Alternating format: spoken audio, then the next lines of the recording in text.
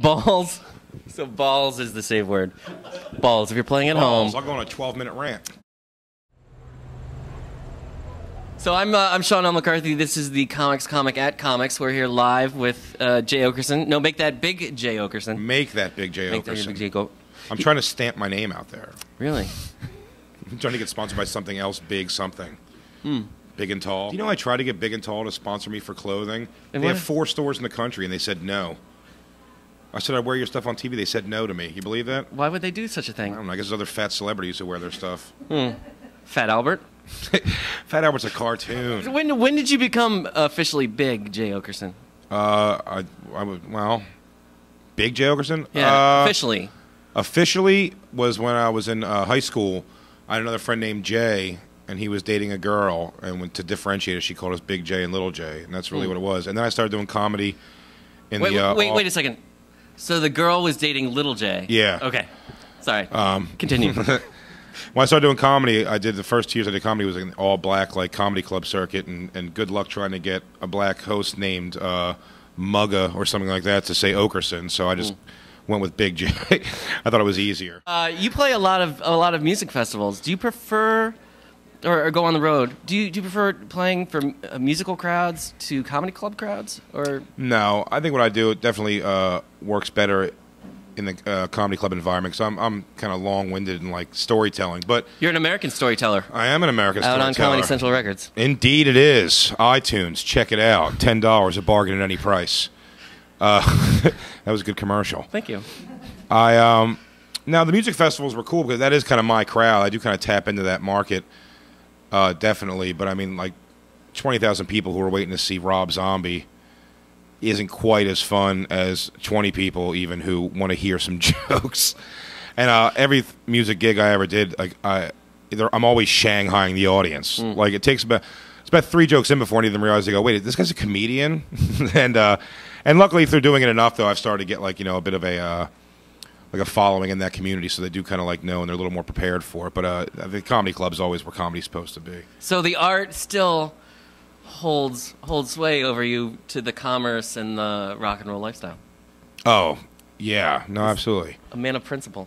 Too many principles, which is why I'm in the basement of Comix at midnight instead of headlining a theater somewhere.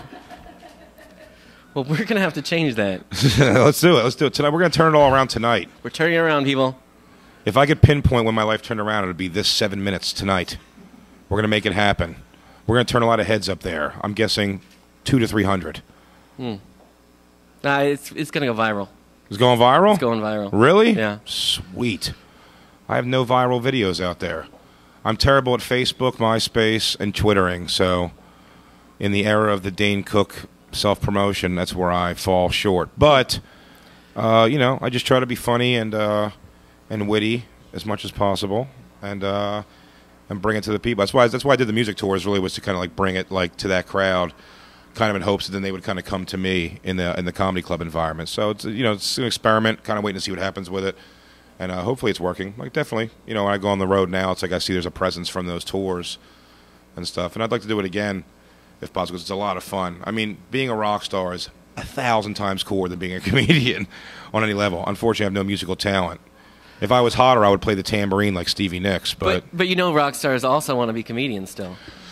They do, but if they did it, they wouldn't. they all want to be like. It's the psychology of that is like, because I spoke to a lot of those guys. It's like the one man controlling the room versus having all the crutch of like a band and like music playing loud behind you. But like at the end of the day, every comic would love to hold the microphone out to the crowd and have them yell back the words you wrote on the crapper one day. But and it's also the thing too is like musicians, like it's great for them because people want to come and hear their old stuff.